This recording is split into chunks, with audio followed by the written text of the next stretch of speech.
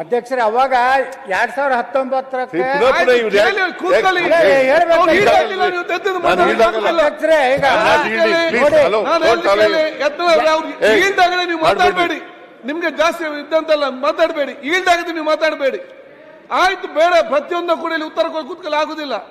ಈಗ ಆಯ್ತು, ಈಲ್ಡಾಗ್ಲಿಲ್ಲ ಮಾತಾಡಬೇಡಿ, ಈಲ್ಡಾಗ್ಲಿ ಅಷ್ಟೆಲ್ಲ ಮಾತು ಈಲ್ಡಾಗ್ಲಿಲ್ಲ ಕೂತ್ಕೊಳ್ಳಿ ನೀವು.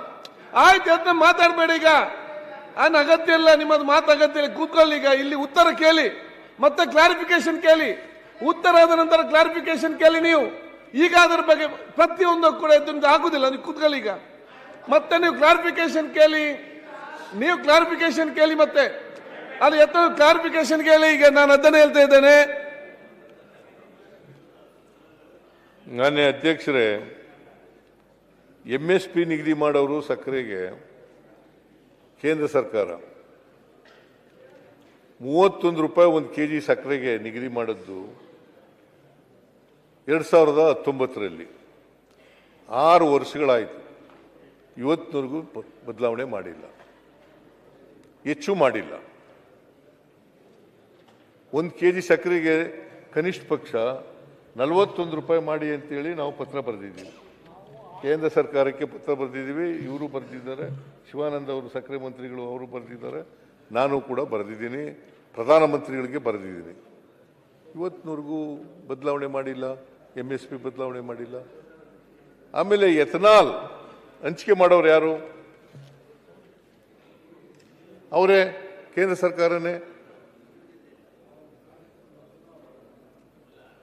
ಕೇಂದ್ರ ಸರ್ಕಾರನೇ ಎಥನಾಲ್ ಹಂಚಿಕೆ ಮಾಡೋರು. ಅದನ್ನೂ ಮಾಡಿಲ್ಲ. ಆಮೇಲೆ ರಫ್ತು ನಿಗದಿ ಮಾಡ್ತಕ್ಕಂಥವ್ರು ಅವರೇನೆ, ಸಕ್ಕರೆ ರಫ್ತು ನಿಗದಿ ಮಾಡ್ತಕ್ಕಂಥವ್ರು ಕೇಂದ್ರ ಸರ್ಕಾರನೇ.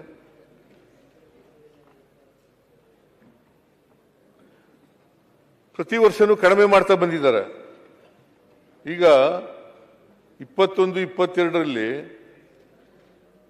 110 ಲಕ್ಷ ಮೆಟ್ರಿಕ್ ಟನ್ ಇದ್ದದ್ದು 22-23ರಲ್ಲಿ 63 ಲಕ್ಷಕ್ಕೆ ಬಂತು. ಆಮೇಲೆ 23-24ರಲ್ಲಿ 1 ಲಕ್ಷಕ್ಕೆ ಬಂತು. ಆಮೇಲೆ 24-25ರಲ್ಲಿ 9 ಲಕ್ಷಕ್ಕೆ ಬಂತು. ಈ ವರ್ಷ 15 ಲಕ್ಷ ಆಗ್ಬೋದು ಅಂತ ಅಂದಾಜಿದೆ. ಯಾರು ಇದನ್ನ ಕೊಡೋರು? ಯಾರು? ಕೇಂದ್ರ ಸರ್ಕಾರ. ಇಷ್ಟೆಲ್ಲ ರೈತರಿಗೆ, ಕಬ್ಬು ಬೆಳೆಗಾರರಿಗೆ ಅನ್ಯಾಯ ಆಗಲಿಕ್ಕೆ ಯಾರು ಕಾರಣ? ಬರೀ ಉದ್ದುದ್ದ ಭಾಷಣ ಮಾಡಿದ್ರೆ ಪ್ರಯೋಜನ ಇಲ್ಲ. ಇದನ್ನೆಲ್ಲ ವೆಚ್ಚ ಮಾಡಲಿ.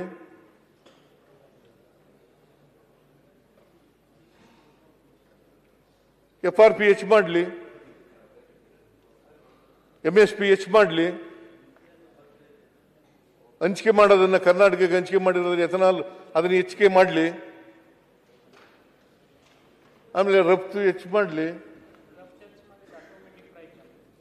ಆಟೋಮೆಟಿಕ್ ಆಗಿ ರಫ್ತು ಜಾಸ್ತಿ ಮಾಡಿದ್ರೆ ಆಟೋಮೆಟಿಕ್ ಆಗಿ ಬೆಲೆ ಜಾಸ್ತಿ ಆಗುತ್ತೆ, ಸಕ್ಕರೆ ಬೆಲೆ ಜಾಸ್ತಿ ಆಗುತ್ತೆ, ಇಂಟರ್ನ್ ಕಬ್ಬಿನ ಬೆಲೆ ಜಾಸ್ತಿ ಆಗುತ್ತೆ. ಆದ್ರೆ ಮಾಡಲ್ಲ. ಮೆಕ್ಕೆಜೋಳಕ್ಕೂ ಹಿಂಗೇನೆ. ಮೆಕ್ಕೆಜೋಳದಲ್ಲಿ ನಾನು ಮೆಕ್ಕೆಜೋಳದ್ದು 17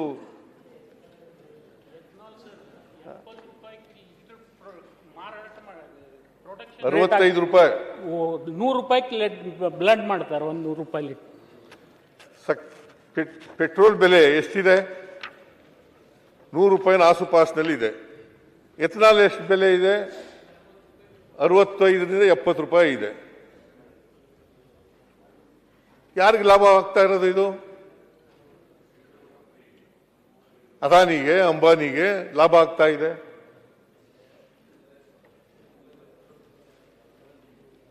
ಇದನ್ನ ಸರಿ ಮಾಡ್ದೇನೆ ಅಲ್ಲೋಗಿ ರಾತ್ರಿ ಹೊತ್ತು ಹೋಗಿ ಮಲಗಳೋದು,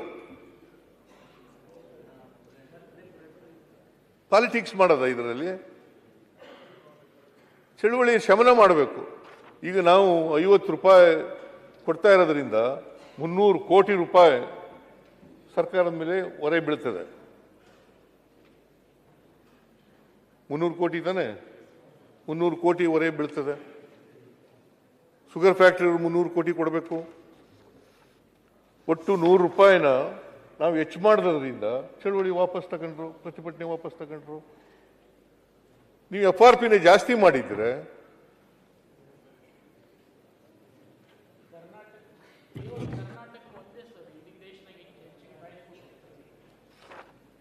ನೋಡಿ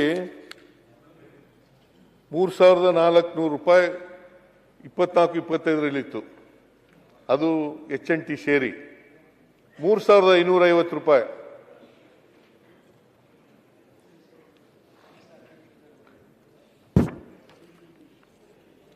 ಇನ್ಕ್ಲೂಡಿಂಗ್ HNT 3,550 ರೂಪಾಯಿ. 10.25 ಇಳುವರಿ ಇರ್ತಕ್ಕಂಥ ಕಬ್ಬಿಗೆ ಅದಾಯಿತು.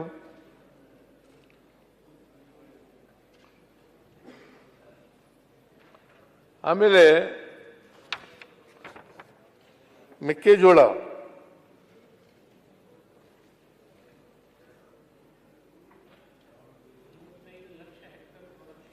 ಆ 54.5 ಲಕ್ಷ ಹೆಕ್ಟೇರ್ನಲ್ಲಿ ಇಳುವರಿ ಆಗಿರೋದು 54 ಲಕ್ಷ ಮೆಟ್ರಿಕ್ ಟನ್ ಉತ್ಪಾದನೆ.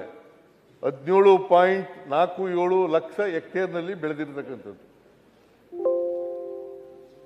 ಈ ಸಾರಿ ಮಳೆ ಜಾಸ್ತಿ ಆಯಿತು,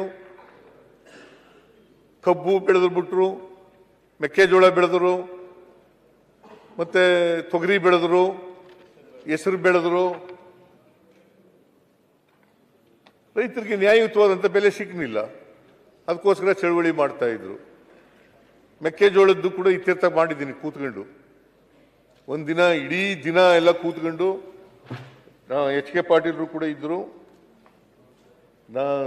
ಆಮೇಲೆ ನಮ್ಮ ಕೃಷಿ ಸಚಿವರು ಇದ್ರು, ಚೀಫ್ ಸೆಕ್ರೆಟರಿ ಇದ್ರು, ಆಮೇಲೆ ಇನ್ಯಾರು ಮಂತ್ರಿಗಳಿದ್ದವರು, ಶಿವಾನಂದ ಪಾಟೀಲರು, ತಿಮ್ಮಾಪುರು ಅವರೆಲ್ಲ ಇದ್ರು. ಅದನ್ನು ಕಡಿಮೆ ಅದನ್ನು ಕೆಲಸ ಮಾಡಿದ್ದೀವಿ. ಈಗ ಚಳುವಳಿಗಳಿಲ್ಲ. ಯಾವುದೇ ಆಗಲಿ ಉತ್ತರ ಕರ್ನಾಟಕ, ದಕ್ಷಿಣ ಕರ್ನಾಟಕ ಅಂತೇಳಿ ಅದನ್ನು ವಿಭಾಗ ಮಾಡಬಾರ್ದು. ಎಲ್ಲ ಕನ್ನಡಿಗರೇ. ಬಟ್ ಸಮಾನತೆ ಬರಬೇಕು. ಯಾವ ರಾಜ್ಯ, ಯಾವ ಜಿಲ್ಲೆ ಆಗಲಿ, ಯಾವ ತಾಲೂಕಾಗಲಿ ಅಸಮಾನತೆಯಿಂದ ಕೂಡಿರಬಾರ್ದು. ಉತ್ತರ ಭಾಗದಲ್ಲಿ ಬೆಳೀಲಿ, ದಕ್ಷಿಣ ಭಾಗದಲ್ಲಿ ಬೆಳೀಲಿ, ಯಾವುದೇ ಭಾಗದಲ್ಲಿ ಬೆಳೆದರೂ ಕೂಡ ಅವರಿಗೆ ನ್ಯಾಯಯುತವಾದಂಥ ಬೆಲೆ ಸಿಗ್ತಕ್ಕಂಥದ್ದನ್ನು ಮಾಡಿಕೊಡ್ತಕ್ಕಂಥ ಕೆಲಸವನ್ನು ಮಾಡಬೇಕು. ಇದನ್ನು ಕಬ್ಬಿನ ಸಮಸ್ಯೆಯನ್ನು ಬಗೆಹರಿಸಿದ್ದೀವಿ, ಮತ್ತು ಮೆಕ್ಕೆಜೋಳ ಸಮಸ್ಯೆನೂ ಕೂಡ ಬಗೆಹರಿಸಿದ್ದೀವಿ.